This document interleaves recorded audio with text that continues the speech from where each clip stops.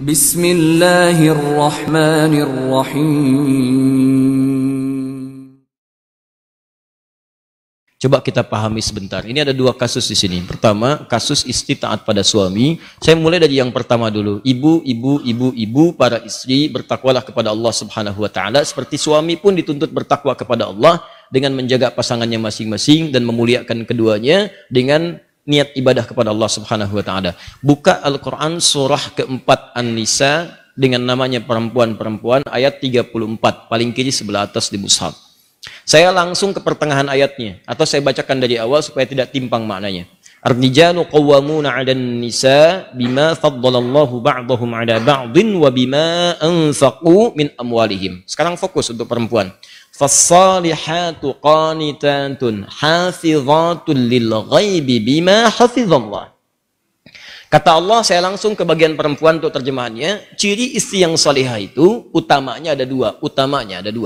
Satu, qanitatun, taat kepada Allah Subhanahu wa taala dengan cara menaati suaminya pada yang baik-baik. Jadi kalau suami meminta kepada yang baik-baik, itu istri wajib taat. Sepanjang kebaikan itu dibenarkan oleh Allah. Misal, mama sayang pakai jilbab ya, siapa? Ma sayang malam tahajud yuk, insya Allah.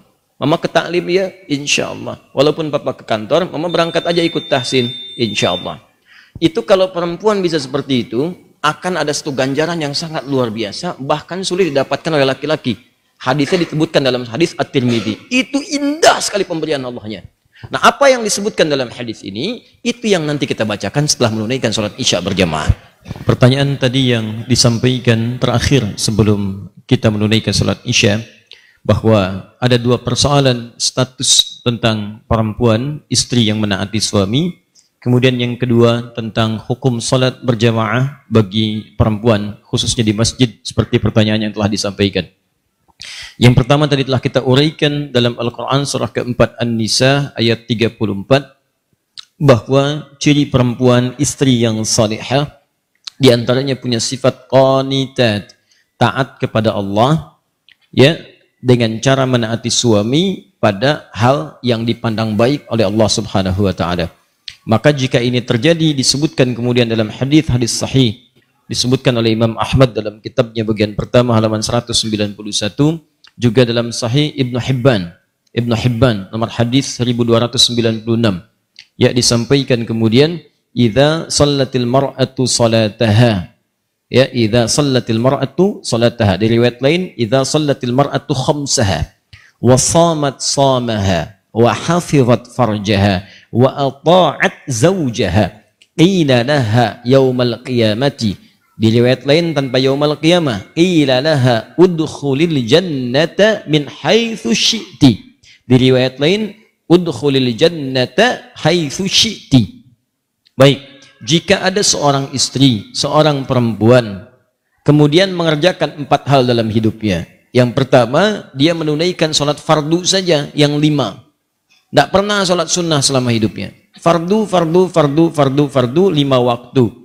Ya, rumusnya 24, 4, 3, 4. 2 subuh, 4 zuhur, 4 asar, 3 maghrib, 4 isya. 17 rakaat. Kemudian wasamat somaha, dia hanya menunaikan puasa Ramadan saja selama hidupnya. Dari baligh sampai dengan menikah, sampai wafat, Ramadan. Tidak pernah puasa sunnah. Senin tidak, Kamis tidak, Ayyamul Bid tidak, puasa Daud juga tidak. Tapi kemudian wahafizat farjaha, dia menjaga kehormatan dirinya, tidak selingkuh, jaga diri, jaga kehormatan rumah tangga. Kemudian wa ata'at zaujaha, ini yang istimewa, dia menaati suaminya, taat pada suaminya pada segala hal yang baik-baik. Yang tadi saya sampaikan, diminta berjilbab, jilbab, minta ta'lim, minta baca Quran, minta belajar, dia belajar.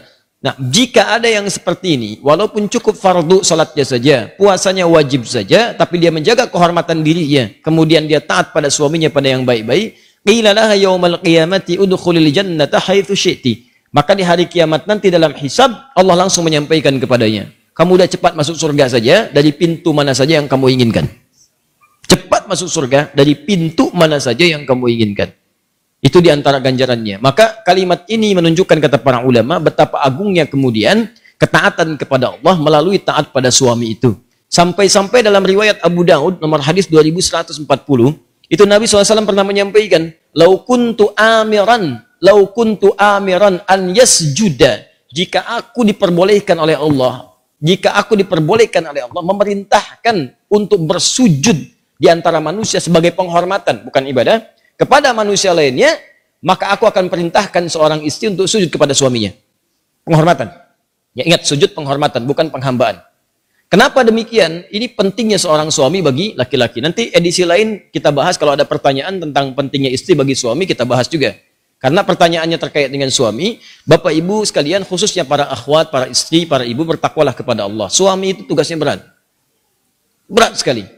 Karena dia setelah akad diucapkan, disebut dengan mitsaqan ghalidha, perjanjian yang tidak mudah, itu langsung menanggung tugas dua orang tua istri sekaligus. Langsung ditanggung itu. Coba Anda bayangkan, bapak perempuan ini biasa memberikan nafkah, merawatnya, melindunginya. Ya, melindungi, ada sesuatu yang mengganggu, lindungi. Kurang sesuatu, penuhi kebutuhan. Kurang apapun, penuhi. Disayang. Dari mulai bangun sampai tidur, ditungguin, dirawat. Ketika akan diucapkan, ini berpindah kemudian kepada suami. Ya, semua makna ini disebut dengan qawwam namanya. Qawwam bentuk sifat mubalaghah atau superlatif dari kata qaimun, qawamun. Anda bayangkan, qaimun itu tegak, berdiri sempurna. Kalau kesempurnaan itu dijaga supaya nggak bengkok, jaga tegak, itu namanya qawwam. Gimana supaya tugas bapak tadi dijaga sempurna supaya nggak turun? Perhatian jaga. Makanya seringkali saya sampaikan, termasuk saya mencoba mempraktikkan, kita sering mendoakan. Ya, pada istri itu juga hati-hati. Kalau Anda mau marah berkata-kata kasar, ingatlah dia anak perempuan dari seorang ayah. Dia adik perempuan dari seorang kakak. Kakak perempuan dari seorang adik. Dia ibu dari anak-anaknya. Kalau adik antum yang perempuan dibegitukan, bagaimana perasaan dia? Kalau ibu antum dimaki oleh antum sendiri, bagaimana perasaan ibu antum? Jadi kalau antum mau maki-maki istri, tolong ingat-ingat dulu, dia perempuan. Ibu antum pun perempuan. Bayangkan antum memaki perempuan. Rasakan dulu seperti itu. Dan antum harus ingat, dia dititipkan oleh bapaknya kepada antum. Mudah bagi Allah memilih laki-laki lain. Tapi yang dipilih Anda. Yang dipilih Anda gitu. Bukan pria lain. Kenapa? Karena yakin dengan Anda. Dia bisa melindungi Anda. Ya, dia bisa Anda sayangi. Dan Anda bisa mengambil tanggung jawab ayah perempuan tadi yang dimaksudkan. Jadi ibu juga bertakwa. Jangan senyum-senyum. Takwa kepada Allah. Karena tugas laki-laki itu tidak mudah. Akan ditanya di hari akhirat nanti. Ya, makanya kalau kata Nabi, ada manusia yang diperbolehkan sujud. Kalau enggak, saya perintahkan seorang istri sujud pada suami. Saking beratnya tuh suami. Mengambil tugas itu. Sama dengan tugas ibunya dulu, menyayangi. Dulu kan begitu, ibu kan kalau ada curhat tuh datang ke ibunya. Cerita, mama, si fulan kok sekarang perhatiannya kepada aku tinggi sekali. Ya, saat aku kuliah, bukan perhatikan guru, perhatikan aku. Ya, ketika aku tanya, kenapa sih kamu perhatikan aku terus? Itu, kerudung kamu warnanya lucu. Ya, bilangnya kerudung, padahal lihatnya orangnya gitu kan. Ya, lihat. Sampai dia berkata, aku menyayangimu. Terus aku katakan kepadanya, gombal. Kalau kamu sayang, tuliskan namaku di buku nikah kita. Oh, tuliskan namaku di buku nikah kita. Besoknya datang ke rumah melamar. Berani-beraninya gitu kan. Begitu datang mengambil tugas ibunya. Kan curhatnya kepada suami, cerita pada suami. Bahkan suami pulang kantor langsung curhat. Tuh kan. Ada yang belum pulang ditelepon curhat juga. Anda bayangkan, belum beres tugas, lagi capek-capeknya gitu kan, ngerjain. Papa di ujung telepon sana curhat. Dengerin, itu kan nggak mudah. Maka dari itu, bertakwalah kepada Allah Subhanahu wa Ta'ala untuk punya sifat saling menjaga. Memang tidak mudah, ustadz juga sama. Sama aja, apa dikira jadi ustadz bebas dari seperti itu? Tidak. Makanya jarang ada ustadz ceramah bawa istrinya, sangat jarang sekali. Jarang. Ini live ya. Nanti di rumah insya Allah. Nah, jelas ya? Pahamnya. Jadi dari situ, kita menjaga di sini, jaga jangan sampai tugas istri kemudian mohon maaf bertentangan dengan suami, suami pun berlebihan kepada istri. Ada keseimbangan. Nanti kalau ada pertanyaan khusus saya jawab juga bagaimana perempuan kemudian dimuliakan oleh suaminya. Nah, terkait dengan salat berjamaah ini, maka sebelum masuk ke sana saya sampaikan jika ada perintah-perintah suami yang tidak bertentangan dengan hukum Allah, taati. Surga, Bu. Ibu cari surga sampai keluar rumah, Allah kirimkan ke dalam rumah. Kenapa nyari keluar? Kenapa nyari keluar? Seorang ibu itu surganya banyak di rumah. Merawat anaknya, menyiapkan kebaikan-kebaikannya. Bu ya, ini saya kasih pesan nih. Ini di hadis Muslim nih. Datang perempuan Ansor kepada Nabi SAW.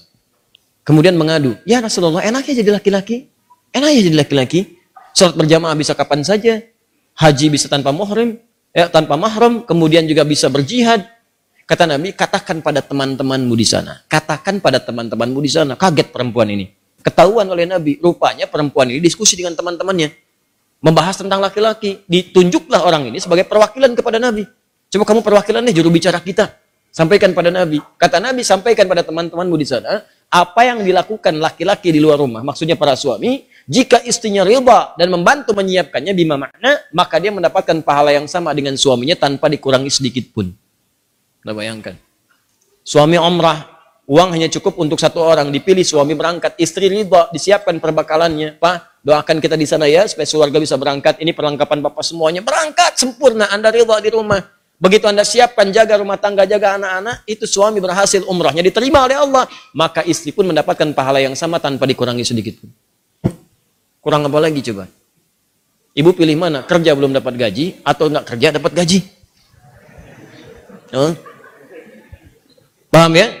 Nah, sekarang maksud saya kalau ada ketaatan-ketaatan yang baik menurut Allah, maka segera kerjakan.